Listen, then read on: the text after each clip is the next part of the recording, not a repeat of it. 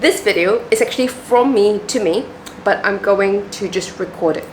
This video is going to be about de-influencing myself from buying anything in 2026.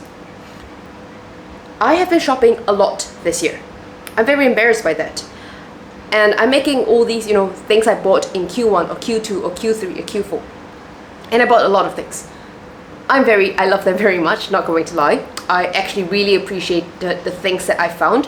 And I have a very, very curated wardrobe right now. And I absolutely love it. I would say my style has also improved a lot. More so because I figure out what my style is, and I have the right clothes that shows me in the way I want to be seen. So that's one. I want to talk about the kind of clothes I've been buying this year in general, and then different steps to de-influencing myself from buying anything next year. I've already used a lot of these things for 2025, but I still bought many items, so I really want to start buying next year. I will still search for items because I'm always looking for very curated pieces. But I'm going to have a stricter criteria for buying things now. Also, this is a big scarf. I also wore this in a previous video, but I'm just wearing it in a different way now. It's like as a toga thing, and I tie it on the side. Love it. Not embarrassed to wearing the same thing twice. I just don't really want to wear it in the same style, So, this year, I bought a couple of things. My main focus is to switch out my closet to natural materials.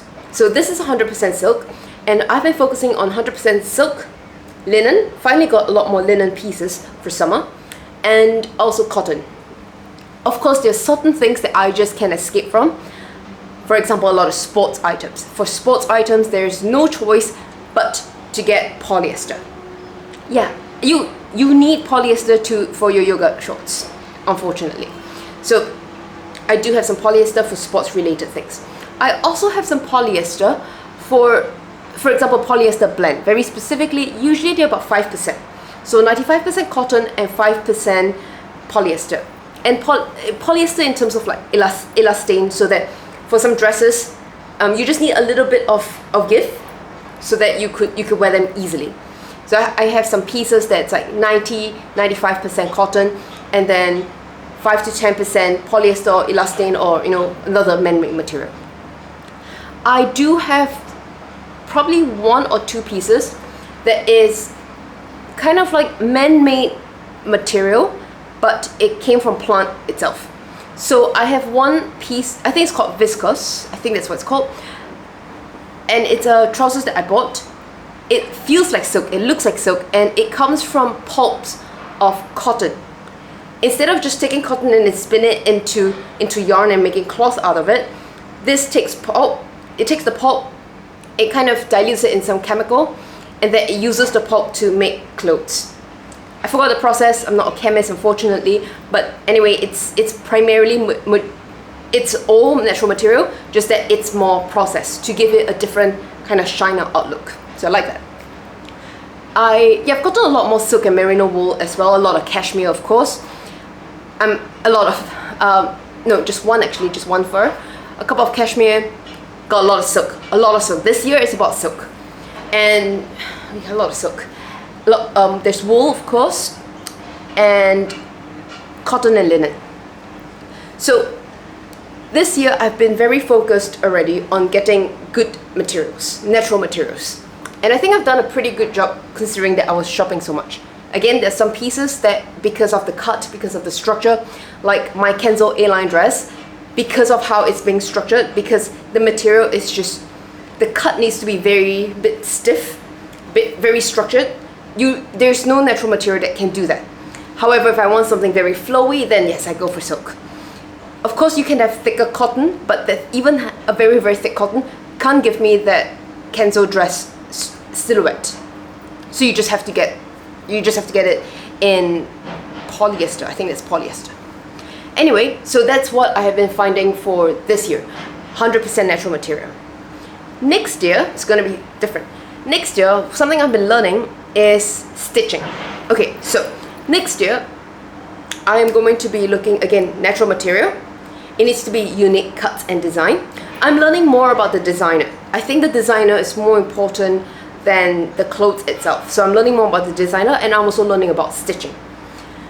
I don't know enough about stitching, so I cannot do an educational video yet, but I'm going to a lot of shops now and just taking a look at the clothes and how well the clothes are being made. It's shocking how poorly made these clothes are, and I'm talking about really, really good brands, high-end brands as well. It's horrible quality. That's why I'm not interested to buy anything.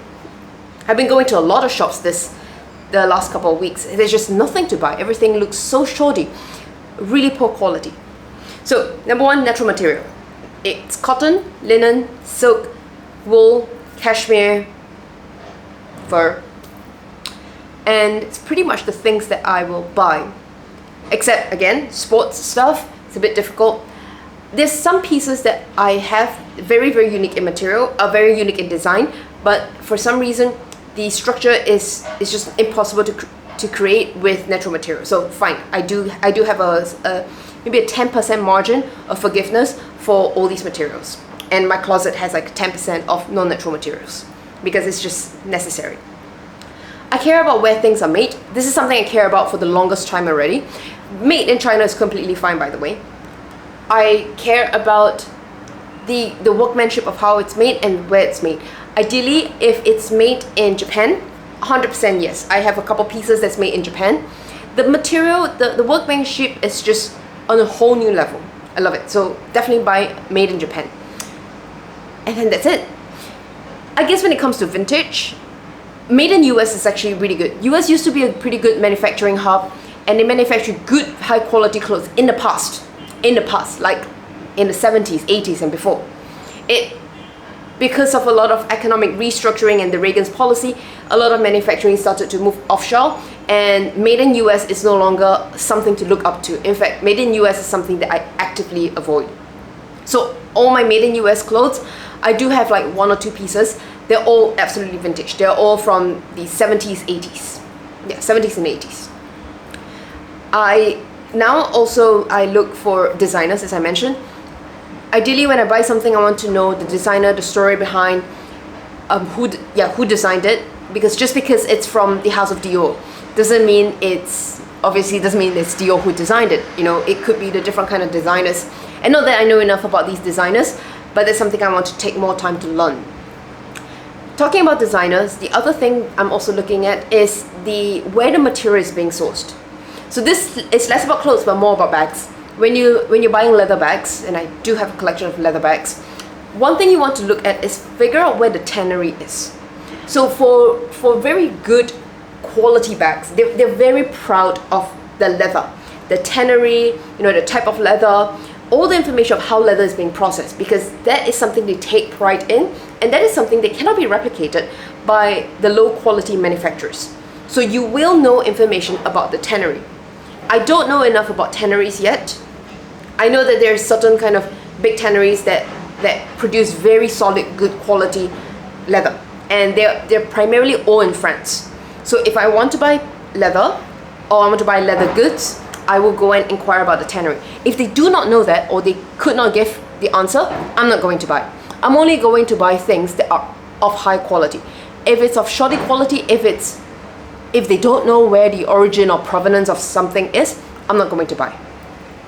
So tannery is one thing. So when I was in my silk phase, I was learning a lot about what kind of silk is this. Is this mulberry silk? Is this, I think it's called Tulsi silk. Did a lot of different kind of silk. I was learning about the silk. Turns out you can't really tell from looking at the silk. There's also like kind of, because silk is like thin line, a piece of material. It's a thin line of fabric, and then they put it together they weave it into a cloth. So you could learn about how many weaves there are for the cloth. That being said, it's not really the main sign of quality. Because for example, I have an Atro scarf, and that is something like 14, let's call it 14 threads let's call it number 14. The 14 refers to the number of threads in a size. I don't know what those are, I forgot, but it's basically very, very, very light. It's very translucent, it's very light, it weighs like nothing. Then if I'm comparing this scarf, or I compare a Ferragamo scarf, or I compare my Hermes scarf, they have much higher density. I think the Hermes one is about 24. They can squeeze a lot into it. But I use that for different purpose. So it's not that one is better than the other. It's just used for very, very different purposes. So for the Etro one, I use it as when it's summertime, but it's a bit chilly at night. Then I'll tie it as like a shawl kind of thing, and I'll go to a bar, which is what I did in Japan. Or I use it as like a headscarf or something like that. Whereas the thicker ones, I wear them as tops. I wear them as headscarves. I wear them as a way to protect my hair, for example, from the sun, which is what I did with my Saint Laurent scarf. So these things, the more I learned about it, the more I dive into specific materials, the more I learn about its use cases, and some things can be found, some information can be found to understand the quality, and some information can be found in terms of understanding the purpose and use of a specific piece of clothes. So yeah, learning these differences helped me to understand the quality of clothes and how to use them. So okay, we talked about tannery, we talked about the quality of the silk and the density of it. I recently learned about stitching. So when it comes to scarves like this, except for one, all my scarves, which is the only kind of scarf that I buy, they're all hand rolled. So usually for a lot of scarves, they just kind of fold it down and they run through the machine, and then you have a line. But the kind of scarves that I like, you can't see it, but it's the edges, they hand roll it, and then you have to use hands to stitch, and you get a very beautiful hand rolled edge. So for all the scarves that I have, I only buy this type of hand rolled scarf. Actually, the Etro one is the only one that is not hand rolled, and that's why I don't buy Etro products. The other thing is, when it comes to stitching, apparently there are a lot of different kind of stitching. I don't know enough about stitching. I'm learning a lot right now. But through the stitching, you can understand how much time and effort is being put into a piece of material or a piece of clothes. The best way, the absolute best way to figure out is how dense the stitching is. So for a piece of length, or for a length, you want to have as many stitches as possible, and you want small little stitches with very, very, very tiny holes. So speaking to my tailoring auntie yesterday actually, and I was asking her, can you teach me more about stitching, because I want to learn about stitching before I buy pieces of clothes, because I want to understand them for material. And she said yes, the best way, there are a lot of different kind of stitching, they're used for very different purposes, but the best way is to figure out how tight your stitches are. The tighter it is, the better. So there are a lot of different ways to go and test out the stitching. There are a lot of videos out there to share that. But in general, the tighter the stitching, the better. And when you put it under light, you kind of want to pull them slightly apart, just slightly, and see if there's holes going through. If light can pass through, then the stitching is not tight enough and the weaves are not close enough. If light can't really pass through, that's very, very good stitching. So that's one thing I'm looking at right now when I'm going through pieces of clothes. Take today, for example. I was going to like 3 different shops. One is called Edition. It's a Chinese brand. They have mink, very nice mink, but I don't like mink. It's very, I don't know, it's not as soft as Fox. They also have other materials like wool, they have cashmere, but a lot of polyester. They even say, there's something on the tag that says, oh, material imported from Japan. It's like, oh, interesting, maybe it could be like some denim type of, Japanese denim is very, very good, so it could be a Japanese, that degree of material. When to look at it, it's just polyester. It's just different types of polyester. I'm not interested in that. So most of the things in the shop, they were all polyester. So I felt very uncomfortable by that, and I left. Went to another shop. Yeah, it just looked like fast fashion, and I left immediately. The last one I went to, it's a shop that brings in smaller brands. So it's high quality brands, but they are not big enough that they have a branch or outlet or a shop in Singapore. So went in, they have a lot of smaller brands. I went to one. I thought that was really nice. Most of this specific brand, because they have a lot of little brands in there. There's one of these specific brands, I don't know the name, but it's all 100% linen material or 100% cotton. Really liked it. When I picked the piece up, I also started to notice the stitching quite a bit more. So I thought the stitching was quite nice, but I don't know enough. So what I'm going to do for the next couple of weeks, or actually a lot of 2026, is to just take pieces of clothes up and understand the stitching. Just understand what kind of stitching is being used, in what situation, in what context, why is the stitching this way, and for certain, okay, this top is not, this is a scarf, so it doesn't make sense, but stitching, let's say you're talking about long sleeves, and the part where the piece of cloth come together, and there'll be a lot of abrasion because you're putting your hands in and arms out, there should be extra reinforcement in the stitching. So that's something I'm going to look at. I'm also going to look at things like loose thread, things like the way the buttons are being sewn, because I noticed that some of the pieces of clothes that I have, and for example, there's this dress that I have, and a lot of my friends like it when I wear it. It's by a high street shop in the UK called Jigsaw. They have nice pieces of clothes. So a few years ago I went in, bought a piece. I really like it. It's still one of my favorite green dresses that I wear. And I usually wear it in winter time, because it's long sleeve and it's a bit warm. So I bought that, and I remember a few weeks after, one of the buttons came out, and I was quite disappointed by that, because it's a bit pricey for what it is. I thought it was a bit pricey, but it seemed very unique, and I do like the material that they have. But the button dropped out, and as I look closer into the buttons are not sewn properly. The thing about buttons is that they're all hand sewn, because machines cannot do that. And understanding the quality of how these buttons are being sewn is going to be a very big indicator to how much care and thought and time is being given to the piece of clothes. I now also care about the buttons itself.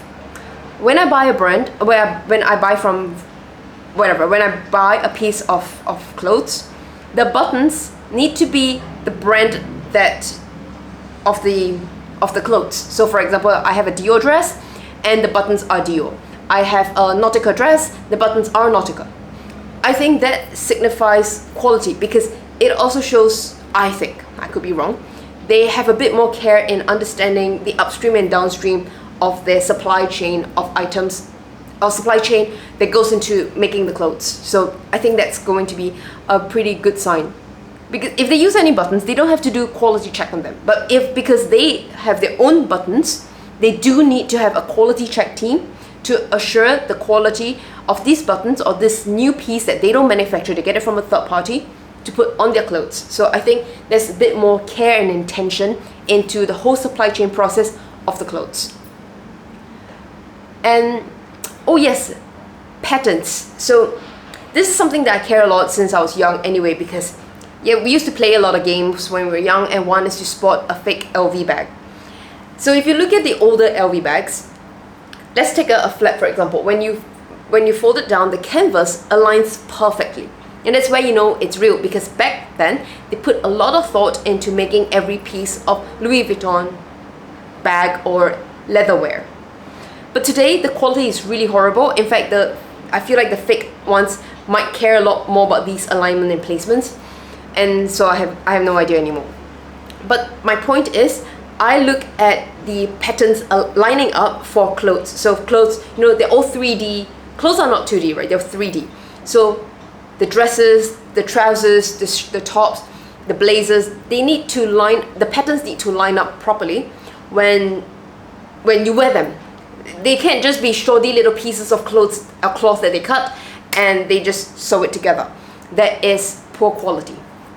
And you will find it fascinating to realize that even those high-end brands, those expensive designer brands, they don't always care about these things. So I was quite surprised by it. I'm not talking about logos all over, because I don't wear that. I'm talking about patterns, right? Like tartan patterns. I'm talking about polka dots. I'm talking about little prints. I think it's very important that they need to line up properly. Oh, one thing I also don't do, and I actually don't have any in my clothes, in my wardrobe, is ruching. Ruching is where you have like a piece of cloth like that, and then you have some elastic band, and they just sew it over so that your dress or the piece of clothes can be stretched without can be stretched without having to put additional, like, produce additional sizes. So to me, that is laziness, and that means they're just not, well, they're not clothes made for a specific body type. It's just trying to mass produce, and that's just not the kind of things that I have. One exception is that for some trousers, so for trousers, you either, I guess there are 3 ways. One is it's absolutely tailor-made. The second one is there is belt loops to put belts to hold your trousers up. And the third one is different kind of ways to get your trousers to stay well on your hips. So for example, there could be some little string to tie it, because I do have trousers like that. You have elastic band in there. I do have trousers like that, so that it kind of just snugs to your body. Or you, at the back, you have some little ruching, so it just cinches in and holds your body. I'm not the biggest fan of that. I think it could be some form of exception. I'm not the biggest fan of that. I have one trousers where half of it is ruching at the back, and that's just necessary because there isn't a belt loop, and those are summer trousers, and yeah, they will fall a little if you don't have that. You don't have the one that holds it to your hugs it to your waist. And also, actually, the fourth type is that it just fits your waist snugly. Yeah, I do have a few that's like that. They just fit properly. I don't know why. I love those. Yeah, that's about it. Next year I'm going to care a lot more about designers. I'm going to care a lot more about origin of material, or factories where they produce specific kind of materials. And I'm going to care a lot about stitching. I don't know enough yet, but this is how I'm going to de-influence myself from buying things. Every time I see like certain red flags, I don't buy them anymore.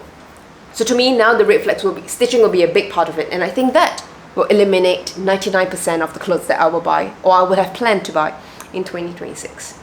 Hopefully this helps to de-influence you too. Until then, I'll speak to you next time. Bye!